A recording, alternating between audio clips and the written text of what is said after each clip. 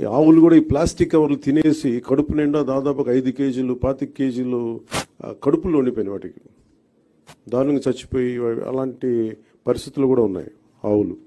ఒకవైపు ఏమైనా గోవుని పూజిస్తాం, గోరక్షణ అంటాం, కానీ కనీసం వాటికి ఎందుకంటే అవి తిండి అనుకోండి, ఎందుకంటే ఫుడ్ ఉంటుంది దాంట్లో, ఆ స్మెల్కి అది తిండి అనుకొని తినేస్తున్నాయి ప్లాస్టిక్ కవర్స్. ఇవన్నీ చూస్తుంటే చాలా బాధ అనిపించి ఎక్కడో చోట మొదలు పెడదాం ఒక చిన్న ప్రయత్నం అని. అలాగే ఓపెన్ డ్రైన్స్ మనకి శ్రీనివాసన్ గారు వెల్లూరు నుంచి ప్రారంభించిన ఆయన ప్రాజెక్టు చాలా యూనిక్గా చేశారు. గత 2 దశాబ్దాలుగా ఆయన శ్రమ ఇది.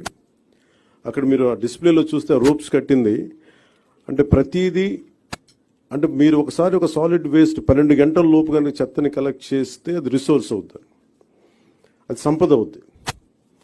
ఇక్కడ కొత్త ఉద్యోగాలు ప్రారంభించడానికి కానీ వీటన్నిటికీ కూడా మన పరిశ్రమలు వీటన్నిటికంటే కూడా సర్వీస్ ఓరియంటెడ్ ఎంత డబ్బు ఉంది అది